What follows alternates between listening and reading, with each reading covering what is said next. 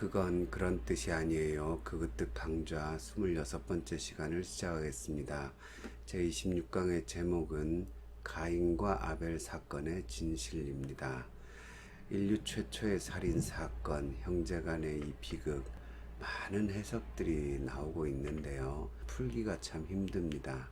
하지만 오늘 강의를 들으시면 대략 무슨 일이 있었는지 어느 정도 그 진실에 가까이 갈 수 있을 겁니다. 우리가 잘 아는 대로 아벨의 제사는 받아들여졌고 가인의 제사는 안 받아들여졌기 때문에 이 비극이 일어났는데, 그러면 이제 문제의 포인트는 우리가 대충 잡을 수 있습니다. 하나님은 왜 가인의 제사는 안 받으셨고 아벨의 제사는 받으셨는가? 여기에 1차적인 이 초점이 맞춰지게 돼 있습니다. 아마 설교를 듣거나 성경 공부를 하시면서 제가 지금부터 말씀드리는 해석 중에 한두 가지는 들어보신 적이 있을 겁니다. 어떤 해석들이 지금까지 도입되었나 한번 보겠습니다. 가장 많이 즐겨 이용되는 해석이 뭐냐면, 가인의 곡식으로 드린 제물에는 피가 없었고 아벨의 제물은 양의 첫 새끼로 드린 그 제물에는 피가 있었기 때문에 하나님이 피가 있는 제물을 받으셔서 아벨의 제물은 받으시고 가인의 제물은 받지 않으셨다. 이게 즐겨 사용되는 해석입니다. 레위기 4장 3절에 세월이 지난 후에 가인은 땅의 소산으로 제물을 삼아 여호와께 드렸고 아벨은 자기도 양의 첫 새끼와 그 기름으로 드렸더니 여호와께서 아벨과 그의 제물은 받으셨으나 가인과 그의 제물은 받지 아니하신지라, 이렇게 나오죠. 그래서 이 둘 사이의 제물에 피가 있는 제물이었냐 아니었냐, 이게 중요한 차이점이다. 그렇게 이제 푸는 경우가 많이 있습니다. 하지만 이 해석을 받아들이기가 힘든 게, 이때는 인류의 최초 시기예요. 모세의 법은 나중에 이스라엘 백성이 형성된 후에 나온 법이고, 제사법은요. 그렇기 때문에 애초에 제사법이라는 게 없습니다. 창세기 뒤로 안 갔잖아요. 앞부분을 읽을 때는 여기서 그게 적용이 되기란 힘들고요. 그리고 무엇보다 사실상 곡식으로 드리는 제물도 많이 있습니다. 여기 보면요, 3절에 세월이 지난 후에, 그리고는 가인은 땅의 소산으로 제물을 삼아 드렸다, 이렇게 나오거든요. 세월이 지난 후에, 이 말을 직역을 하면요, 날들의 끝이 지나갈 때에, 이런 의미입니다. 그러니까 어떤 한 절기가 마친 걸 의미해요. 우리로 치면 추수가 마쳤든지. 모세의 법을 적용을 해도 그때는 감사 제물로 곡식의 소산을 바칠 수 있습니다. 출애굽기 34장 26절에 보면 토지 소산에 처음 익은 것을 바치는 것, 하나님께 얼마든지 드릴 수 있는 좋은 제물이죠. 신명기 14장 22절에도 토지 소산에 11조를 드리고요. 신명기 26장 10절에도 토지 소산에 만물을 드렸다. 그러니까 토지에서 나온 곡식을 들여서 하나님께 바친 것이 잘못된 것이 아닙니다. 그래서 이 피가 있는 양의 제물이냐 아니면 곡식으로 드린 제물이냐, 여기에서 하나님이 제물을 받고 안 받아졌다는 걸 결정짓기는 사실상 무리가 있는 겁니다. 두 번째로 많이 나오는 해석이, 제물이 이렇게 피가 있냐 없냐 그 차이가 아니라 정성의 문제가, 정성이 차이가 문제다, 이렇게 해석하는 경우가 있습니다. 그래서 거기서 이제 자주 나오는 해석이 뭐냐면, 아벨은 양의 첫 새끼를 드렸다, 이 말이 나오죠. 첫 새끼와 그 기름을 이렇게 분리해서 드렸다, 이런 식으로 거긴 정성이 들어가는데, 가인의 경우에는 그냥 땅의 소산이다. 여기 첫 자가 안 붙었다는 거죠. 땅의 첫 소산이 아니라. 그래서 이제 상상을 펼쳐서 가인은 안 좋은 것, 뭐 이렇게 버릴 만한 것들, 그런 것들을 하나님께 드렸다, 정성이 없는 제물을 드렸다, 이런 식으로 해석을 하기도 합니다. 하지만 이 역시 무리한 해석입니다. 첫 곡식을 드린 게 아니라서 정성이 없기 때문에 하나님이 안 받으셨다고 밀어붙이기에는 이 전체적인 거대한 사건이 너무 작은 근거에서 시작되고, 무엇보다 가인이 자기 제물이 받아들여지지 않은 것에 대해서 굉장히 분노를 합니다. 얼굴빛이 바뀌고 화를 많이 내지요. 그리고 많이 시기를 합니다. 그걸로 봐서는 가인이 나름대로 자기가 아주 뭐 쓸모없는 버릴 만한 곡식들만 바쳤다. 그런데 그랬으면 그냥 뒤통수 한번 끌고 지나갈 건데 자기도 뭔가 나름대로 정성껏 하나님께 드린 흔적을 우리는 오히려 상상해 볼 수 있습니다. 그렇기 때문에 여기에 첫 곡식을 바치지 않아서 정성이 부족해서 그런 거다. 이렇게 해석하기에는 역시 무리가 있습니다. 한 걸음 더 들어가서 이제는 인간 자체에 문제가 있었다. 그러니까 가인과 아벨의 인간성과 그 삶의 문제가 있었기 때문에 하나님이 안 받으셨다. 이렇게 이제 해석하는 경우가 있습니다. 그 근거는 제 4절에 보면 여호와께서 아벨과 그의 제물은 받으셨으나 5절에 가인과 그의 제물은 받지 아니하신지라 이렇게 나옵니다. 그러니까 제물만 안 받으신 게 아니라 아벨과 그의 제물, 가인과 그의 제물 이렇게 나오는 걸 보니까 아벨 자체의 인간성은 하나님이 받아들일만 했고 가인의 인간성 뭐 혹은 삶은 받아들이고 싶지 않은 부분이 있었기 때문에 하나님이 안 받으신 거다. 이렇게 해석하는 경우가 있습니다. 그렇게 되면 가인은 원래 악한 삶을 살던 악인이었고 아벨은 의로운 사람이었다. 그렇게 보고 의인이 드린 재물을 하나님이 받으시고 못된 놈이 드린 건 안 받으신 거다. 그런 식으로 해석해 나가는 경향이 있죠. 그러나 이 역시 성경적으로 모순되고 무리한 해석입니다. 얼핏 보기에는 가인이 이 일 후에 분노하고 동생을 죽이고 하는 걸 봐서 못된 놈이다, 나쁜 사람이다, 이런 걸 이제 상상하는 건 어렵지 않습니다. 하지만 그러나 순서상으로 봐도 그건 나중 일이에요. 그러니까 그 전에 가인이 어떻게 살았는지 아벨이 어떻게 살았는지에 대해서는 전혀 성경이 말하지 않습니다. 그럼에도 불구하고 그걸 상상을 하고 나중에 저지른 그의 행동 때문에 이전에 못된 놈이었을 거다 이렇게 상상하는 것은 문제가 있고요. 더 큰 문제는 뭐냐면 성경에 보면 아벨이 의로워서 하나님이 그 제물을 받으신 게 아니라 이제 좀 이따 우리가 살펴보겠지만 신약 성경에서 어떻게 해석하냐면 아벨은 이 제물을 드림으로써 의롭다 하심을 얻었다 이렇게 나와요. 그러니까 아벨과 가인이 그 전에 의인이었다 이런 언급 자체가 없고요. 그리고 궁극적으로 말하면 하나님이 버릴 만한 죄인도 없고 하나님이 받을 만한 의인도 없는 것 우리가 잘 알죠. 이게 성경의 핵심 아닙니까? 하나님 앞에서 버림받을 죄인이 없지요. 회개하면 다 받아주시지요. 하지만 또 자기의 의로 하나님 앞에 무조건 받아들여질 만한 의인도 없다는 걸 우리가 알고 있습니다. 그러니까 이 인간 자체가 본래 의롭고 인간 자체가 본래 악해서 하나님이 안 받으셨다는 이 해석도 상당히 문제가 있는 해석입니다. 근데 여전히 이러한 기반을 가지고 하는 해석들이 꽤 많이 있습니다. 뭐 예를 들어서 흥부놀부식으로 해석하는 경우도 있고요. 가인이 그러니까 장자였기 때문에 가인은 부유했고 아벨은 가난했다. 뭐 이런 식으로 이제 약간 민중신학이나 해방신학 쪽으로 이걸 풀어가는 경우도 있고요. 농경민족과 목축민족의 갈등에 대한 어떤 메타포가 여기에 들어가 있는 거다. 뭐 이렇게 좀 그럴듯하게 해석하는 경우도 있지만 다 성경적인 근거를 발견하기가 힘듭니다. 상상이죠. 근데 그 상상도 성경에서 어떤 근거를 가지고 신학적인 상상이 이어져야 되는데 그냥 뜬금없는 자기 나름대로의 뭐 흥부놀부다. 가인은 장자다. 그런 개념이 없거든요. 사실은 성경 이 당시는 아담과 하와도 살아있을 때예요.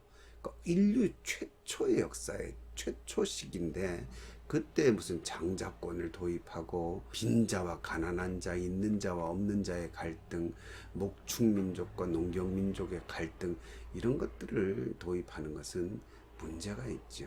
보통 제가 지금 말씀드린 그 테두리 안에서 가인과 아벨 사건은 이러이러하기 때문이다.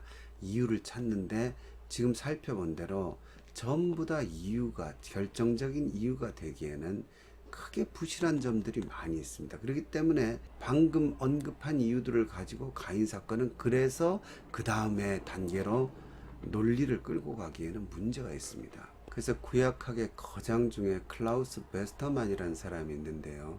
그가 중요한 창세기 주석을 썼는데 거기서 이분이 뭐라 그러셨냐면, 왜 하나님께서 아벨의 제사는 받으시고 가인의 제물은 안 받으셨냐.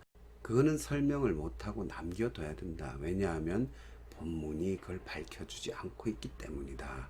이렇게 얘기하죠. 거의 대부분의 성실한 학자들은 다 어떤 결론을 내리지 않고 그렇게 이야기를 하지요. 하지만 여기서부터 이 미묘한 학문과 그다음에 신앙의 세계 사이에 그 보이지 않는 실금이 살며시 보입니다. 구약학자라면 당연히 베스터만이 한 얘기가 옳습니다. 이 안에서는 왜 가인의 제물 안 받으시고 아벨의 제물만 받으셨는지를 밝힐 수가 없어요. 이 창세기의 본문 안에서는. 아니, 구약의 이야기 안에서도. 그러나 여러분, 우리가 잘 알듯이요, 우리 기독교 신앙이라는 것은 뭐냐면, 여기서부터 아까 말씀드린 대로 학문과 신앙이라는 사이의 경계선을 어떻게 넘어서야 되는지가 나옵니다. 우리 기독교는 뭐냐면 본문 안에 있는 내용 가지고 성경 전체가 어떻게 이야기하는가를 찾는 것이 굉장히 중요합니다. 우리가 신앙적으로 무엇을 믿고 무엇이 진짜 하나님의 뜻인가를 발견하려면 구약의 어떤 사건이 신약에서 어떻게 해석되고 있는가를 봐야 됩니다. 학문의 자리에서는 그건 별 의미가 없을 수 있습니다. 학자들 사이에서는요. 그러나 신앙적으로는 이게 굉장히 의미가 있습니다. 아니, 이게 가장 중요한 겁니다. 그래서 우리는 성경 66권의 권위를 믿는 겁니다. 그리고 이 안에서 하나님의 말씀의 신비와 뜻을 찾아가는 거죠. 그래서 구약의 가인과 아벨 사건이 나중에 신약에서 어떻게 해석이 되고 우리 기독교의 그 옛 사도님들과 성경의 저자들이 어떻게 이거를 갖다가 해석했는지, 거기서 우리는 이 비밀의 열쇠를 발견할 수 있게 됩니다.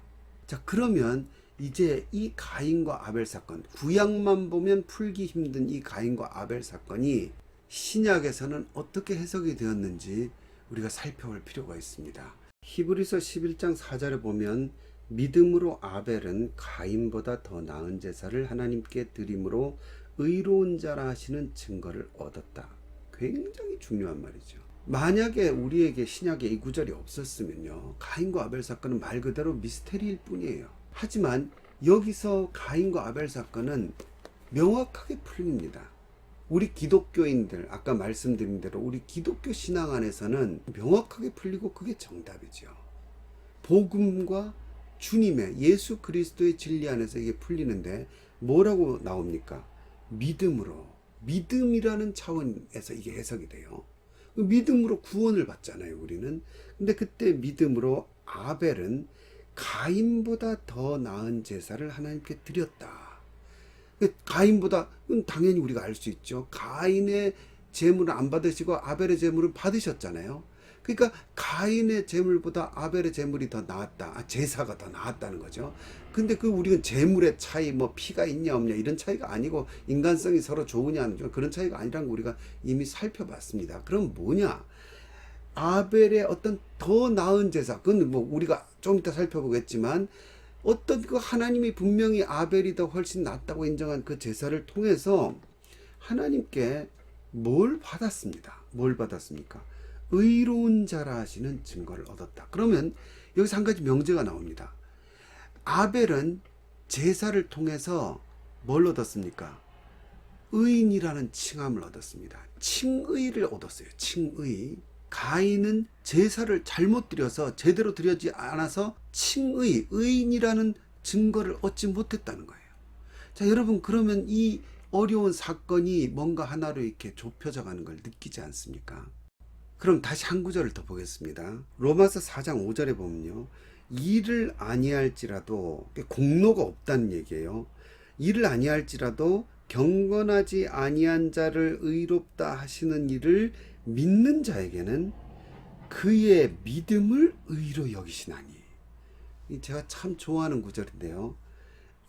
아무런 일을 안 해서 공로가 없어요. 그럼에도 불구하고 경건하지 아니한 자를 의롭다 하시는 일을 믿는 것. 경건 안 하니까 난 죄인이에요. 근데 이 죄인된 나를 그럼에도 불구하고 하나님께 매달리면 나를 의롭다고 해 주실 거라고 믿는 자, 이거 굉장히 뻔뻔한 거죠. 그래서 믿음에는 뻔뻔함이 들어가 있어요. 왜냐하면 죄인인데도 불구하고 하나님이 오라 그러셨고, 오라 우리가 서로 변론하자. 그래서 너희 죄가 주홍같이 붉을지라도 눈과 같이 희어질 것이다. 그 하나님의 말씀을 믿고는 내가 경건하지 않는데도 불구하고, 아무 공로가, 일을 안 해서 공로가 없는데도 불구하고, 그럼에도 불구하고 의롭다 하시는 분이 하나님이심을 믿고 그분께 매달리는, 그래서 믿고 하나님께 나아가는 자에게는 그 믿음, 어떤 면에서 그 뻔뻔한 믿음을, 그럼에도 불구하고 나를 용서해 줄 거라는 그 믿음을 하나님이 의로 여기신다는 거예요. 그러면 의의 근원이 뭡니까? 죄인인데도 불구하고 나를 의롭다고 인정하실 거라는 믿음, 그 뻔뻔한 믿음, 그 의롭다고 해 주시려고 믿는 그 믿음이 의로움을 준다는 거예요. 여러분, 참 놀라운 일이죠. 여러분, 천국에 누가 갑니까? 본래는 천국에 착한 사람이 가는 거죠. 의로운 자가 가는 겁니다. 천국엔 의로운 자가 가는데 의인은 없나니 하나도 없어요. 그러다 보니까 이 세상에서 천국에 갈 사람이 없어요. 그러니까 하나님이 법을 바꾸신 겁니다. 내가 죄인이고 모든 자가 다 죄인인데, 그래서 나는 지옥에 떨어질 수밖에 없는 존재라는 것을 깨달은 사람이, 그 멸망할 존재란 걸 깨달은 그 사람이, 그럼에도 불구하고 내게 아무 공로가 없고 나는 멸망할 수밖에 없지만, 이 경건하지 못한 나를 의롭다고 하실 하나님을 믿고 나아갈 때에 그 믿음이 뭐가 됩니까? 의가 되는 겁니다. 의. 이게 칭의의 비밀이에요. 요새 칭의에 대해서 저도 지금 글을 쓰려고 준비하고 있는데, 칭의에 대해서 복잡한 어떤 다른 우애가 없어요. 이게 칭의예요. 그러니까 하나님 앞에 그럼에도 불구하고 하나님 나는 죽일 놈입니다. 그러나 하나님만 믿습니다 할 때 그 믿음을 하나님이 의로 여겨주신다는 겁니다.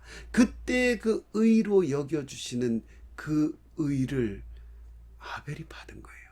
그러면요, 이때부터는요, 성경에 안 나오지만 성경에 근거한 신학적인 상상이 가능해요. 왜 그러냐면 아벨이 누굽니까? 아담과 하와의 아들이죠. 그 아담과 하와가 아벨이 죽을 때도 살아 있었어요.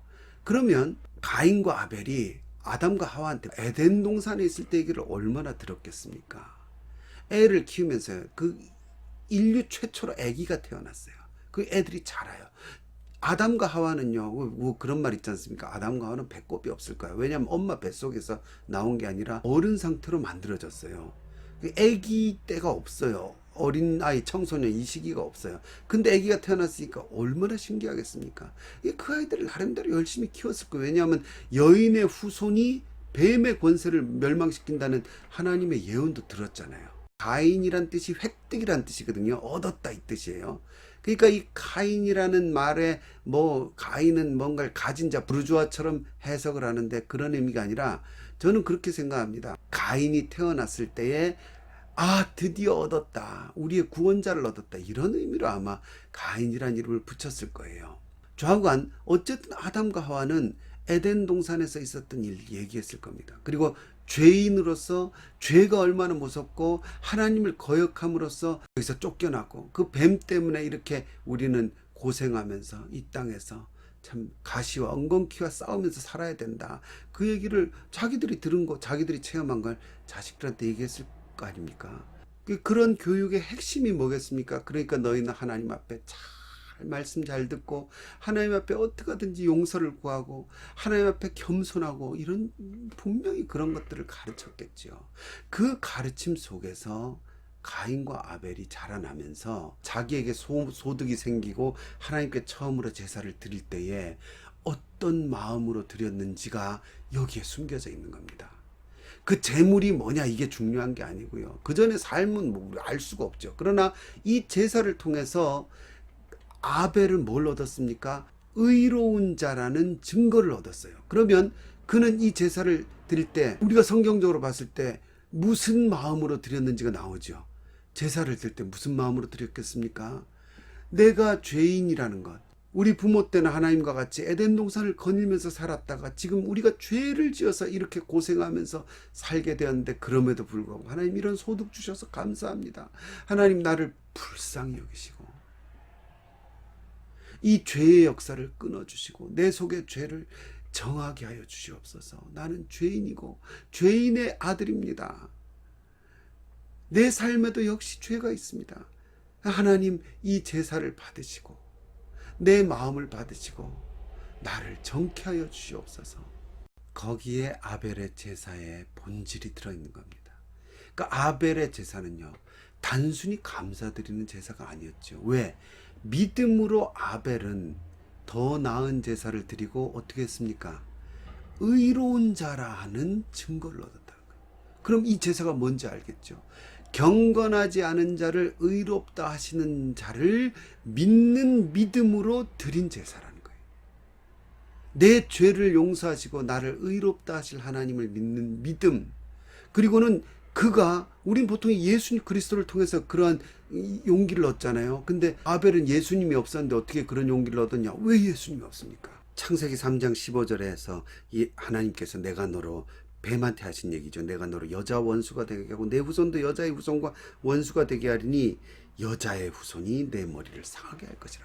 누군가 인류 역사 속에서 뱀의 권세를 무찌를 누군가가 나올 거를 알았어요.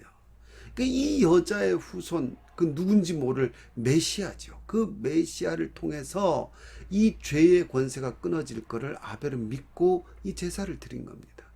그러면서 아벨 자신도 자기 부모에게 원죄를 이어받았기 때문에 죄인의 어떤 그게 있겠죠. 그런 걸 느끼면서 죄성과 그런 것들을 하나님께 드리면서 내 이 모든 죄의 권세를 당신이 예언하신 대로 그 구원자를 통하여 속히 구원하여 주시고 이 죄의 권세를 끊고 다시 하나님 곁으로 뱀의 권세가 끊어진 그 땅으로, 에덴의 땅으로 돌아갈 날을 주시옵소서. 그런 종류의 생각과 염원을 가지고 자기의 마음속에 있는 죄를 토로하면서 드린 제사, 그 예배, 그걸 통해서 뭘 얻었습니까?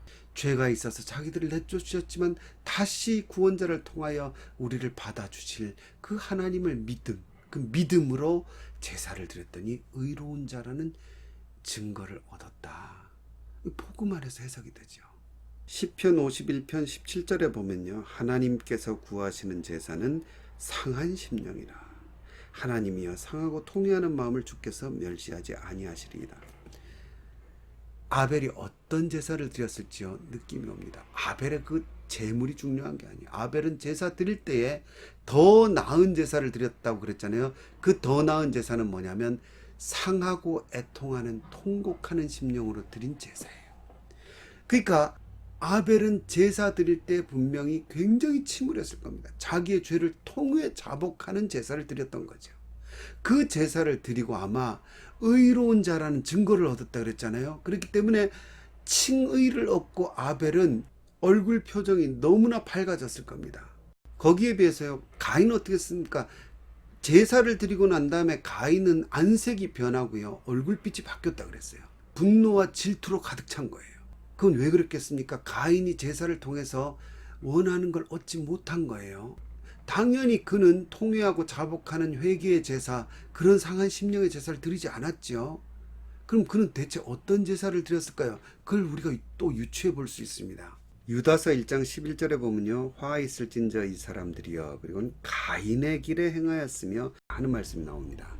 근데 이 가인의 길을 유다 선생님이 뭐라고 설명을 해주시냐면요, 그 바로 위에 보면 10절에 보면 이 사람들, 가인의 길을 향한 사람들이 어떤 사람들이냐, 10절에 이 사람들은 무엇이든지 그 알지 못하는 것을 비방하는도다. 또 그들은 이성 없는 짐승같이 본능으로 하는 그것으로 멸망하느니라.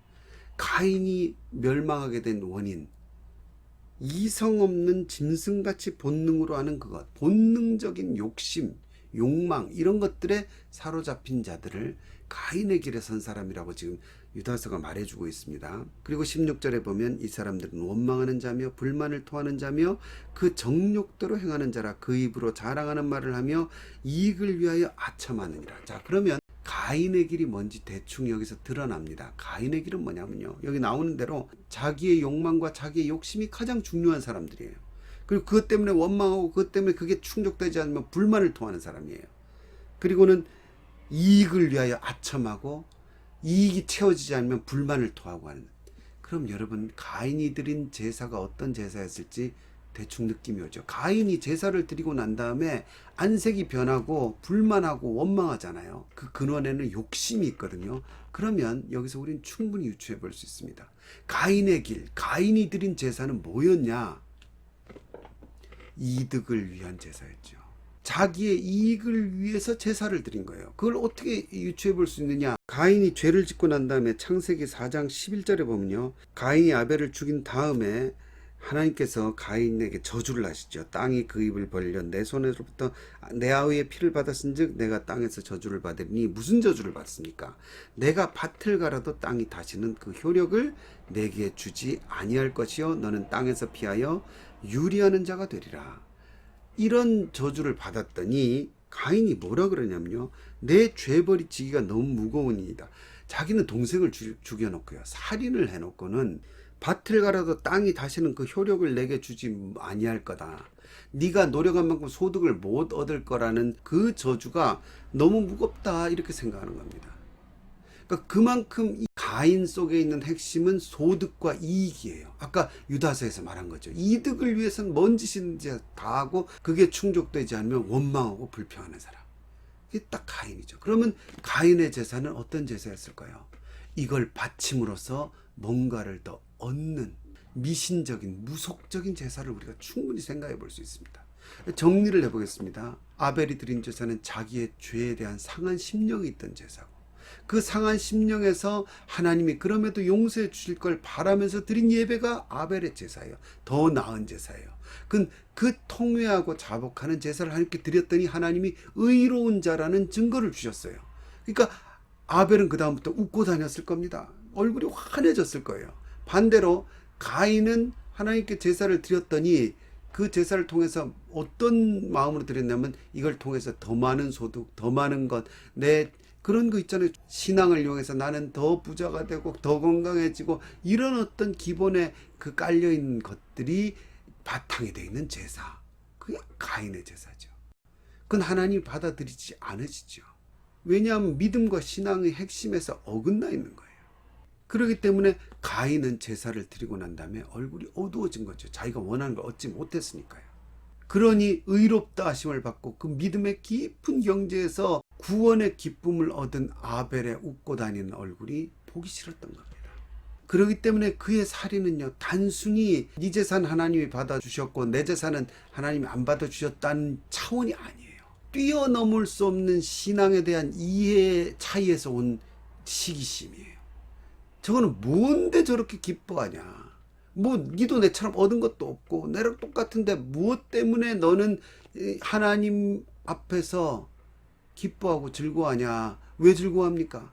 그 속에서 주신 의롭다 하시는 자의 증거, 칭의를 받고 죄인인데도 불구하고 하나님께 의롭게 된 자의 기쁨, 그 감사, 찬양, 그리고 가인은 그걸 이해를 못하는 거예요. 그러니까 거기서 오는 분노, 이런 것들로 일어난 비극이 바로 가인과 아벨 사건의 진실입니다. 그래서 아까도 말씀드리다 만 것 같은데 여러분, 천국에 누가 갑니까? 본래는 착한 사람이 가는 거죠. 그러나 그 착한 사람의 의인 없나니 하나도 없어요. 그러니까 천국에 갈 사람이 아무도 없게 된 겁니다. 그 천국에 갈 사람이 없는 상황에서 그러면 누가 천국에 갑니까? 모두 다 죄인인데 죄인인 것을 깨닫고 그 죄인인데 경건하지 아니한 자를 그럼에도 불구하고 예수 그리스도를 통해서 혹은 여인의 후손을 통해서 여인의 후손된 예수 그리스도를 통해서 의롭다고 하시는 이 바로 그 하나님, 사랑의 하나님을 믿고 그분께 나아가고 그 믿음으로 하나님을 붙들고 늘어지는 그 사람, 그 사람의 그 붙들고 늘어지는 어떤 면에서 뻔뻔한 그 믿음, 그 죄인의 믿음을 하나님이 의로 여기시고 의롭다는 증거를 주신다는 거예요. 얼마나 놀라운, 이게 얼마나 놀라운 칭의의 비밀입니까? 이 칭의의 비밀로 우리가 구원을 얻는 거예요. 그러니까 여러분, 이 천국 들어가는 법이 바뀌었죠. 누가 천국 들어갑니까? 처음엔 의인만 들어가던 천국이 이제는 죄인이 들어가는 것이고, 죄가 있어서 죄를 고백하고 그 죄인이기 때문에 하나님을 의지하는 자들, 죄인으로서 의롭다함 받은, 그러니까 죄인의 천국이죠. 천국엔 죄인이 가는 겁니다. 그리고 의롭다. 나는 여전히 의롭다. 나는 내가 무슨 죄가 있냐. 나만큼만 살라 그래라 하면서 끝까지 회개하지 않는 자는 결국 천국에 들어가지 못하는 거죠. 그래서 예수님이 가장 많이 야단치신 게 누굽니까? 바리새인들이죠. 왜 그러냐면 그들은 의롭다고, 자기 자신이 의롭다고 내세우던 사람들이에요. 이처럼 가인과 아벨의 제사는 복음의 비밀 안에서 결국 성경이 풀고 있어요. 끝으로 하나 재밌는 거는 그렇게 되어서 결국 아벨은 의롭다 하심을 얻었잖아요. 어떤 면에서 인류 최초로 죄사함을 얻고 구원받은 이 아벨은 그리고는 세상에서 잘 먹고 잘 삽니까? 아니죠. 인류 최초의 비극의 주인공이 되고요. 예수님은 심지어 그를 순교자처럼 표현하시죠. 그리고 오히려 가인은요, 여전히 큰 벌을 받을 것 같지만 땅에서는 잘 먹고 잘 살다가 잘 죽는 역할을 계속해요. 왜냐하면 뒤에 보면 그 후손들이요, 도시를 이루고 큰 세력을 이루거든요. 하지만 이 땅에서 인류 최초로 가장 비극적인 죽음을 맞이했던 아벨은 그러나 반대로 가장 최초로 죄사함을 얻어 하나님의 나라에 간 사람이 된 거죠. 그 근본의 힘이 어디서 왔느냐? 바로 이 가인보다 더 나은 제사, 믿음으로 드린 제사, 상한 심령으로 드린 제사, 죄사함을 얻은 의로운 자라는 증거를 얻은 이 제사에서 이 놀라운 은혜가 아벨에게 주어진 것이죠. 오늘은 여기까지 하겠습니다.